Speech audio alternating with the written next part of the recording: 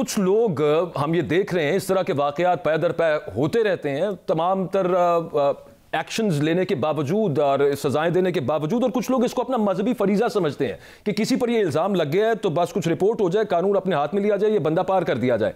शरई हैसियत क्या है इस तरह के इक़दाम की? देखें, शरई तौर पर किसी किस्म की भी एक्स्ट्रा जुडिशल एक्टिविटी परफॉर्म करना ये बिल्कुल हराम है, ख्वाह वो किसी मजहबी जमात की तरफ से की जाए। इस्लाम में बिल्कुल इसकी कोई इजाजत नहीं है, और हम तो अरसे दराज से इस तरह की एक्टिविटीज की मुखालफत करते हैं। अब जहां तक मामला है इस किस्म का इशू बार बार होना, तो मेरा ख्याल है कहीं कोई कमी रह गई है, और वो कमी है काउंटर नैरेटिव की। काउंटर नैरेटिव अगर स्टेट या रियासत देगी, वो उस वक्त तक एप्लीकेबल नहीं होगा लोगों के ऊपर जब तक कि वो मजहबी जमातें कि जो इस तरह के तमाम इश्यूज को गोद लिए हुए हैं, उनके जो बड़े हैं वो सामने आके पब्लिकली प्रेस कॉन्फ्रेंस करके इन सारी चीजों को कंडेम नहीं करते। वो एक टिकट में दो मजे कर रहे होते हैं, ऊपर से तो वो कह रहे हैं कि गलत है, लेकिन वो कभी भी आके इसे ऑन नहीं करते, और अंदर खाने इस किस्म के जो मुजाहिदीन मिल्लत हैं सो कॉल्ड, उन्हें जाके मुबारकबादें देते हैं और उन्हें जन्नत की गारंटियां भी बांटते फिरते हैं। बिल्कुल इस्लाम में इसकी कोई इजाजत नहीं है जी, इसे तो हम सख्ती से कंडेम करते हैं। ठीक है। अच्छा, जो लोग मौके पर मौजूद हैं सिर्फ वही इसके जिम्मेदार नहीं है, वो लोग जो उनको इस चीज पर मैं कहूंगा उकसाते हैं, ज्यादा बड़ा कसूर तो फिर उनका है। जी उनका है, और देखें उससे भी बढ़ के स्टेट जो मां का दर्जा रखती है उसका कसूर है, क्योंकि स्टेट पॉलिसी हमारी आपको पता है कि पिछले 30-40 साल से हमें पता ही नहीं कि हमने किस तरफ जाना है, और मुख्तलिफ औकात के अंदर मुख्तलिफ मुल्कों की प्रॉक्सी वार्स इसके अंदर आई, और इस मुल्क के अंदर एक तकफीरियत का बाजार गर्म किया गया। इवन टॉयलेट्स के अंदर जो है एक दूसरे को काफिर कहने के नारे लिखे गए। तो ये जब कुछ हम इसका सब मजा ले रहे थे उस वक्त भी चंद एक आवाजें थी जो कि ये बात करती थी कि ये ना काम करें, तो उन पे भी तौहीन मजहब का इल्जाम लग जाता था। कभी उनको खूनी लिबरल्स कह के हम जुटला देते थे, कभी गद्दार वतन का फतवा लगा देते थे, कभी हम कहते थे कि दूसरे मुल्कों के झंडे के ऊपर काम कर रहे हैं, और आज हम भीख मांग रहे हैं लोगों से, लेकिन हमें कोई भी इस हवाले से मानने के लिए तैयार नहीं है। ये तो FATF की एक बाबरकत तलवार हम पे ना लटकती तो अभी तक हमारा किबला भी दुरुस्त नहीं होना था, लेकिन ये जो हमारा डिकेज का बिगाड़ है, इसे ठीक करते हुए भी डिकेज चाहिए। अच्छा इंजीनियर साहब, किसी पर ये इल्जाम लग जाए तो शरई प्रोसीजर उसमें क्या है? क्या वो जो हमारा कानूनी प्रोसीजर है उससे मुख्तलिफ है? कोई मुख्तलिफ नहीं है मेरे भाई। इस तरह के कई एविडेंस सामने प्रोड्यूस किए गए रसूलुल्लाह सल्लल्लाहु अलैहि वसल्लम के, सहाबा इकराम के, खुलफाए राशिदीन के, और जब तक वो एविडेंस मुकम्मल नहीं होता था तो रिट ऑफ द गवर्नमेंट उसके ऊपर अप्लाई नहीं होती थी, ना कोई उसको कानूनन सजा दी जाती थी जब तक कि ये चीज कंफर्म ना हो जाए। और ये जो आपने आज नानकाना साहब वाला केस डिस्कस किया है, उसमें देखें पुलिस के कई एक वर्जन आ रहे हैं, जो पब्लिकली वीडियोस अवेलेबल हैं उसमें वर्जन्स हैं। तो इस्लाम में जुडिशरी का निजाम इसीलिए है ताकि किसी भी मजलूम शख्स को कहीं पे सजा ना हो जाए। सैयदना अली का कौल बड़ा मशहूर है इस हवाले से कि 1000 भी अगर कोई मुजरिम छूट जाता है ना कानून में सुकम की वजह से तो कोई मसला नहीं है, लेकिन एक मजलूम को तख्तेदार तक नहीं पहुंचना चाहिए। कानून की हुक्मरानी उसी वक्त होगी जब तक कि हम एक जो जुडिशरी का तरीका है कि गवाहों की मौजूदगी में ये तमाम मामलात किए जाएंगे, और वो गवाह भी देखे जाएंगे कि वो कहीं किसी मजहबी जमात के साथ इस किस्म का कोई अपनी एफिलिएशन के चक्कर में तो नहीं झूठी गवाही दे रहे। एक एक चीज एविडेंस के तौर पर इकट्ठी की जाएगी, तब कोई फैसला किया जा सकता है। Otherwise extra judicial activity perform करने वाले को इस तरीके से तौहीन मजहब के नाम के ऊपर खुद से कानून हाथ में लेके कत्ल कर देना, ये बिल्कुल हराम है जी।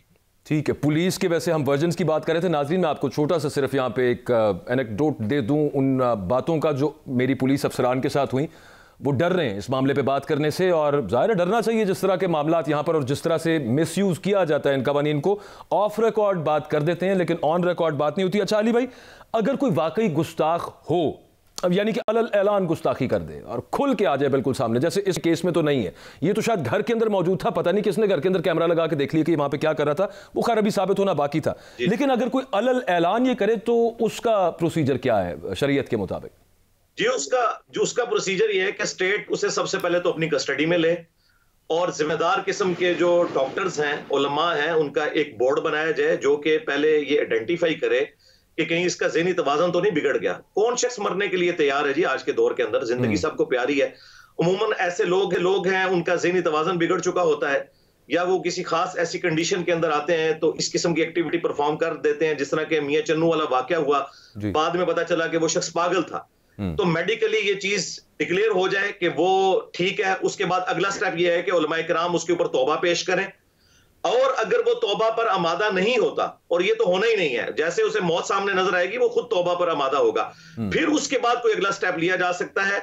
अगर वो माफी मांग लेता है तो इस मामले को यहीं पे खत्म कर देना चाहिए। लेकिन वही बात है जो आपने शुरू में की कि कानून तो माफ कर देगा लेकिन अवाम नहीं माफ करेगी, जिनकी हमने जेन साजी सदियों से और बिलखुसूस पिछले 3-4 डिकेड्स के अंदर इतनी गलत की हुई है। अच्छा इंजीनियर साहब, तौबा पेश की जाए उस पर, और अगर वो तौबा कर ले, अगर वो इन ऑल हिज सेंसेस और हर सेंसेस, आपकी बात दुरुस्त है कि कौन मरने के लिए तैयार होगा, लेकिन ये क्या हमारे कवानीन का भी पार्ट है जो आप बता रहे हैं शरई मामला के तौबा उस पर पेश की जाए? लेकिन ये तो हमने कई दफा कहा है कि जो हमारा पाकिस्तान में ब्लास्फेमी लॉ है उसके अंदर ये शिक ऐड होनी चाहिए कि अगर उसके ऊपर तौबा पेश की जाए और वो तौबा कर ले तो उससे वो हद उठ जानी चाहिए। कुरान पाक में सूरतुल फुरकान की आयत नंबर 70 में अल्लाह ताला ने वाज़ेह फरमाया कि अगर कोई शिर्क से भी तौबा कर ले हम उसके गुनाहों को भी नेकियों से बदल देंगे।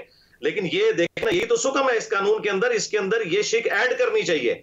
ये एक ग्रे एरिया है। वैसे तो उलमा से आप पूछें तो वो कहते हैं कि ठीक है तौबा कबूल है, लेकिन जो इनका असल वर्जन है वो ये है कि तौबा कोई कबूल नहीं है। वो कहते हैं कि नहीं, ये हम डिसाइड करेंगे।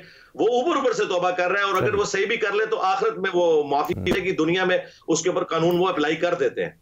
और हम तो इसके साथ एग्री नहीं करते जी। बिल्कुल ठीक है। और इंजीनियर साहब ये बताएं कि अगर बिलफर्ज महाल कोई शख्स तौबा पेश की जाती है और वो तौबा नहीं करता, तो क्या उस सूरत में ये जायज़ है कि अदालत के थ्रू ना किया जाए, वहीं पे उसको सरकलम किया जाए या पार कर दिया जाए? नहीं, इस तरह तो नहीं होगा मेरे भाई। पहले तो वो जुर्म की जो इंटेंसिटी है वो डिफाइन की जाएगी ना, कि वो जुर्म किस लेवल का है। ये तो नहीं है कि सर कलम कर देना है। ये बहुत सेंसिटिव इशू है। ये एज ए लास्ट रिजॉर्ट जो है वो रसूलुल्लाह सल्लल्लाहु अलैहि वसल्लम की मुबारक जात से मुताल्लिक है, और उसमें भी कई एक चीजें हैं। फसाद फिल अर्द के तहत सजा तो अप्लाई की जा सकती है कि कोई शख्स आदि मुजरिम हो, लेकिन अगर कोई एक इस तरह का मुजरिम सामने आए तो उसे कैद में डालें। इंशाल्लाह कुछ अर्सा वो कैद में गुजारेगा, सारा उसका जो अंदर का खुमार है वो निकल जाएगा। ये बिल्कुल एक एक्सट्रीम रवैया जो है ना, वो मेरे ख्याल है अभी तक तो कोई ऐसा मामला हुआ नहीं है कि कोई शख्स इस तरह अलग ऐलान ऐसे मामलात करे किसी भी एक मुसलमान स्टेट के अंदर। आगे इसको अगर इंजीनियर साहब, क्योंकि ये समझ नहीं आती, मेरे जैसे बंदे को तो समझ नहीं आती कि क्या हम ऐसा करें कि आगे ये मामला रुक जाएं। उलमा का क्या किरदार होना चाहिए, अदलिया का क्या किरदार होना चाहिए, और अदलिया का किरदार कुछ ठीक ही नजर आया हमें पिछले कुछ गुज़श्ता सालों के अंदर। मीडिया का क्या किरदार होना चाहिए, स्टेट का क्या किरदार होना चाहिए, ताकि ये बिल्कुल जो है ना खत्म हो जाए इस तरह के वाक़यात। जी, इसमें सबसे बड़ी मुजरिम तो स्टेट है जी। स्टेट के इदारे हैं जो अपने मफादात की खातिर पॉलिटिकल गवर्नमेंट्स को वीक करने के लिए, मैं नाम लिए बगैर कहता हूं, मुख्तलिफ अदवार के अंदर उन्होंने मुख्तलिफ हुकूमतों को वीक करने के लिए इस तरह के नॉन स्टेट एक्टर्स को यूज किया। अब ये लोग तो अपना काम ले चुके हैं, लेकिन वो तो अब एक समझ लें कि एक मॉन्स्टर बन चुका है। अब उसके ऊपर काबू पाना बड़ा मुश्किल है। तो स्टेट को अपनी पॉलिसी बिल्कुल वाज़ेह करनी चाहिए, और ये जो आप कह रहे हैं ना कि सजा जुडिशरी दे देती है, उस सजा को बार बार मीडिया में हाईलाइट करना चाहिए, और जिस भी मकबे फिक्र के साथ उस मुजरिम का ताल्लुक है ना, उनके बड़ों को बुला के ना प्रेस कॉन्फ्रेंस करवानी चाहिए, और वो ऑन करें उस सजा को। जुडिशरी की सजा को पाकिस्तान की अवाम कोई नहीं मानती। असल में तो वो है जो हमारे उलमा कहेंगे, और उलमा जो है वो सामने आके कहने के लिए तैयार ही नहीं होते। तो इसमें मेरे ख्याल है मुल्क के जो ताकतवर, वैसे इंजीनियर साहब आज तकरीबन काम है कि इनको सामने लेके आए। हमेशा की तरह आज भी तकरीबन तमाम मकातब फिक्र से ताल्लुक रखने वाले उलमा के जो वीडियो पैगामात हैं वो भी सामने आ गए, मजम्मती पैगामात। फिर कहां पर कमी रह रही है? देखें, ये मजम्मती पैगामात सिर्फ उनके ही सामने आ रहे हैं कि जो पहले भी मजम्मत करते हैं। हमें मजम्मती पैगामात उन लोगों के चाहिए कि जो लोग इस तरह के बच्चे दे रहे हैं, उनका इंशाल्लाह नहीं आएगा। ये मेरा चैलेंज है। वो कभी भी सामने आके नहीं करेंगे, उनकी रोजी रोटी बंद हो जाएगी।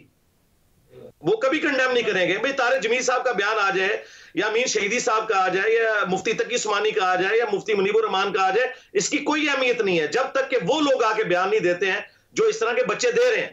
तो ये शायद स्टेट की रिस्पॉन्सिबिलिटी यहाँ पे सबसे ज़्यादा उन पर पिन डाउन हो जाती है कि वो मेक श्योर करें, बल्कि एनफोर्स करें, और इस इफरीत को दोबारा अगर बंद करना है बोतल के अंदर तो ये तो स्टेट ही कर सकती है ना जी। देखें, मेरे जैसे वाइजीन कितने हैं जो बोल सकते हैं। हम तो खुद अपनी लाइफ स्टेक पे लगा के वनरेबल होके इस तरह के रवैयों के खिलाफ बोल रहे हैं। आम उलमा तो कोई जुर्रत ही नहीं करते। आप ऐसे किसी का बयान दिखा दें, उसकी कोई अहमियत नहीं है जब तक कि उनका वो बंदा जो कि ड्राइविंग सीट के ऊपर बैठा हुआ है वो आके ये बात ना करे। वो कभी भी नहीं करते। आप देखें ना, माजी में उन्होंने कभी की है। वो ऐसे जुबानी जुमले बोलते हैं कि वो दोनों पार्टियों को खुश करते हैं। बिल्कुल क्लियर कट कंडेम करना चाहिए। अगर श्रीलंका वाला वाकया कंडेम हुआ होता, जिस तरह के तारिक जमील साहब ने जाके एलानिया तौर पर उसे कंडेम किया था, इस तरह वो उलमा करते हैं कि जो वाकई इनकी पुष्पनाई पे हैं। जब तक वो नहीं करेंगे ना, तो आप बेशक पैगाम पाकिस्तान में 1800 क्या 18,000 उलमा के भी सिग्नेचर करवा ले, इससे कोई फर्क नहीं पड़ना। ये बिल्कुल लेपापोती कर रहे हैं, इससे कुछ भी नहीं निकलना। ताहिर मलिक साहब, मेरी बात आप बिल्कुल याद रिकॉर्ड कर लें। ठीक, बिल्कुल ठीक। ताहिर मलिक साहब, आपको नजर आता है आगे आपका और पास्ट आपने जितनी भी आपका सहाफत का दौर है उसको मद्देनजर रखते हुए और आगे क्या मामला बनेंगे, स्टेट जिनकी बात हो रही है, आप समझ रहे हैं कि मामला क्या चल रहा है, तो वो स्टेट फोर्स करेगी, जोर लगाएगी कि ऐसे जो जिनकी वजह से मामला हो रहे हैं, एक्टर्स बोलते हुए भी डर लगता है इस वजह से, मेरे से भी जो है ना वो सही तरह से, ताहिर मलिक साहब आप समझ ही सकते हैं, लेकिन आपको लगता क्या है कि आगे? मुझे समझ नहीं आ रही आप क्या बात कर रहे हैं। मुझे कोई समझ नहीं आ रही इसमें इस्लाम कहाँ से आ गया, उलमा कहाँ से आ गए, मुझे समझ नहीं आ रही। मुझे एक बात की समझ आई है कि 7,000 साल के जो इंसानी सिविलाइजेशन है उसमें जो इंसान का रियासत के साथ बुनियादी कॉन्ट्रैक्ट हुआ है, ये हुआ है कि मैं तुम्हें टैक्स दूंगा, तुम मुझे तोहफ़्ज़ दोगे। हम मजहब को तो डिस्कस नहीं कर रहे। और मेरी अपनी पूरी ज़िंदगी में मुझे एक लम्हा नहीं आया जहाँ मुझे शक हो कि यहाँ पाकिस्तान को में किसी को इस्लाम अच्छा नहीं लगता, कोई मेरे कुरान की बेहुरमती करेगा, मेरे अल्लाह की बेहुरमती करेगा। मुझे पाकिस्तान में मज़हब के नाम पे कोई प्रॉब्लम नहीं है। मुझे नहीं लगा प्रॉब्लम है क्या। प्रॉब्लम ये है कि आपकी रियासत का बुनियादी जो मेरे से कॉन्ट्रैक्ट है कि वो मुझे तहफ़्फ़ुज़ देगी।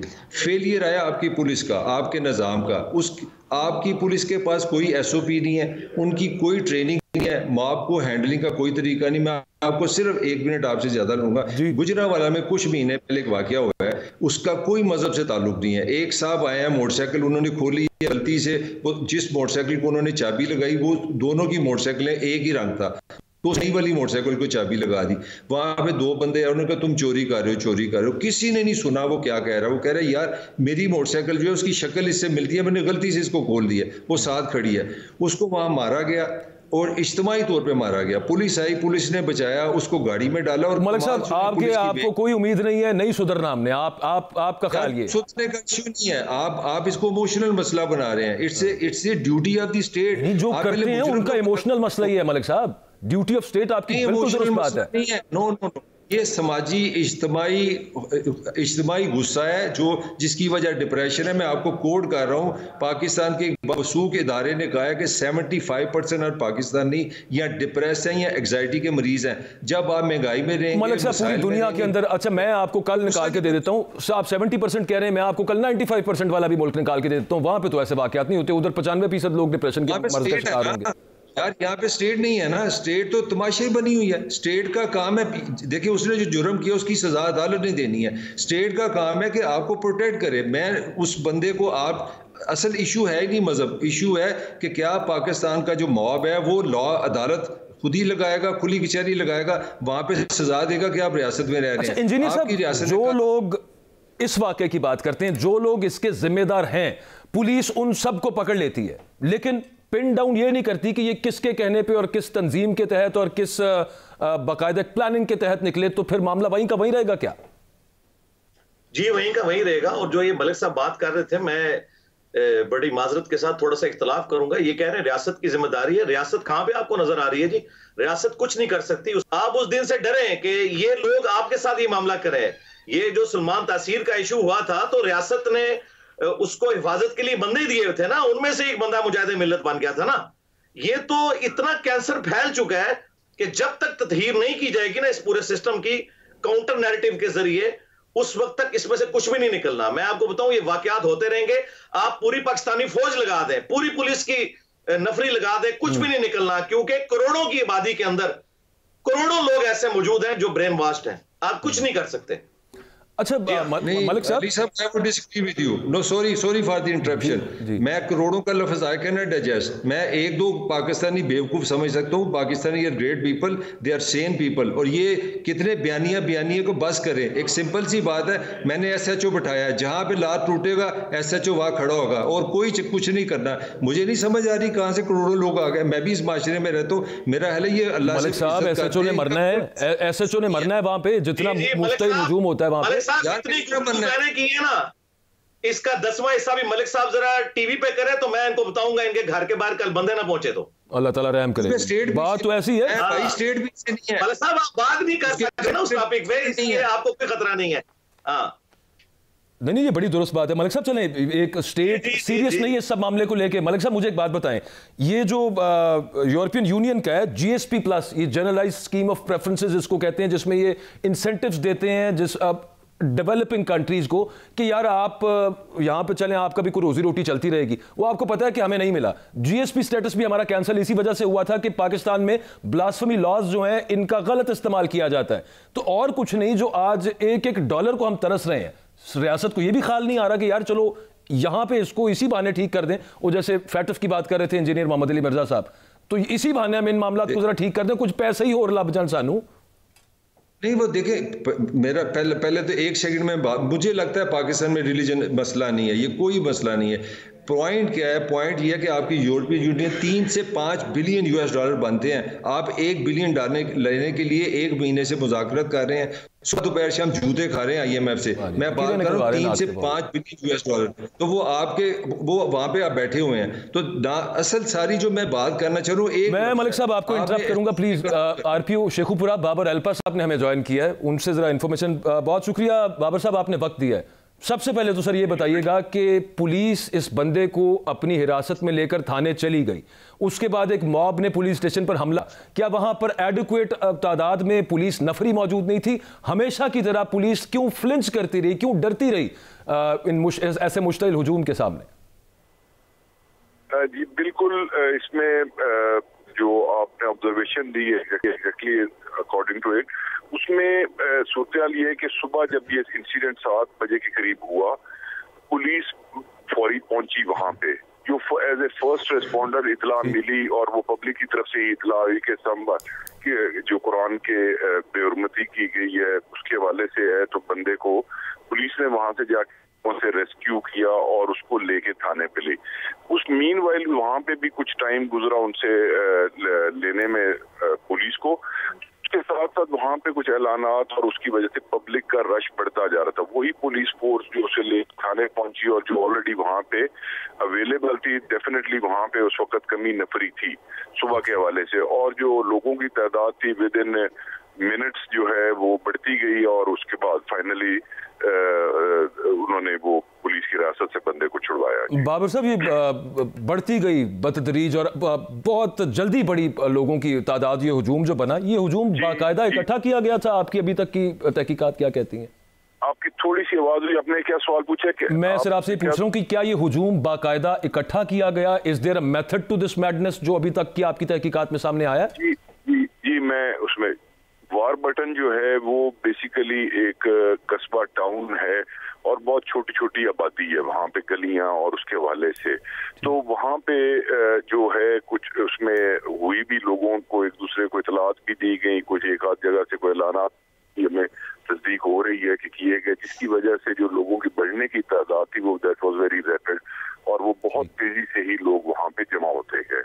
छोटा इलाका है, कस्बा जो है, बड़ा जो है टाउन की सूरत जो है उसकी ये सूरत हाल है. बाबर साहब, अरेस्ट्स कितने हुए हैं अभी तक? गिरफ्तारियां कितनी हुई हैं? किस किस को कोई जी इसमें प्रोग्रेस है और उसके वाले से रेड्स और सब कुछ जारी है. हम इसको थोड़ी देर तक जो है मजीद कुछ चीजों को करते हुए हम इनको इंशाल्लाह बहुत जल्द आप सबको. एक लास्ट चीज सिर्फ ये बता दीजिएगा, ये जिस शख्स को मारा गया इस पर अभी तौहीन मजहब का मुकदमा भी दर्ज नहीं हुआ था, एम आई राइट? जी अभी तो पुलिस लेके उसे पहुंची थी थाने और ये ऑल दिस थिंग हैपेंड. ये जो इसमें हलाक हुआ है, वारिस को आज तशद्दुद से हलाक हुआ है, इस पे 3 साल कबल 2019 में जो है एक केस अगेंस्ट सेम एलिगेशन जो है वो हुआ था जिसमें he was arrested by the police, और अभी कोई चंद माह कबल जो है ये वहां से वापस जेल से आया। ठीक है, बहुत शुक्रिया बाबर अल्पा साहब। आरपीओ शेखुपुरा हमारे साथ मौजूद थे। ताहिर मलिक साहब, मेरा ख्याल आपने सुन लिया है, मस्जिदों में वहाँ पे ऐलान करवाए गए और बाकायदा वो मनादी कराई गई कि आ जाएं, ये एक बंदा कर रहा है यहाँ पे तौहीन मज़हब का इल्ज़ाम लगा, इस पर आओ जन्नत हासिल करें। अभी आप कह रहे हैं कि मसला नहीं है पाकिस्तान का ये। नहीं यार, फिर आप मुझे फिर नहीं समझ रहे। मैं बार बार कह रहा हूँ पाकिस्तान में मजहब इशू नहीं है, मजहब तशद्दुद है, इज्तिमाई तशद्दुद आपका। अल्लाह माफ करे, मजहब को इशू कोई भी नहीं कह रहा। आप जरा अल्फाज थोड़े से ठीक कर लें। मजहब को इशू कोई नहीं कह रहा, इस तरह की मेंटालिटी को इशू कह रहे हैं जो कि मजहब की गलत इंटरप्रिटेशन की वजह से होती है। नहीं, वो भी नहीं। मैं समझ रहा हूँ आपके सिटीजन को ये एजुकेशन ही नहीं कि मैं एक रियासत में रहता हूँ, उस रियासत में निज़ाम जो है मेरे हाथ नहीं आ सकता, मैं इंसाफ करने वाला नहीं हूँ। ये बुनियादी फेलियर ऑफ रियासत है। आपने लोगों को पढ़ाया नहीं है, आपने उनको गुस्सा उनके अंदर भरा हुआ है, और जो ही उनको कोई मौका मिलता है, मैं आपको बार बार बता रहा हूँ, गुजरावाला में एक बंदे को मोटरसाइकिल गलत चाबी लगाने पर मार दिया गया। मसला ये एग्रेशन है सारा।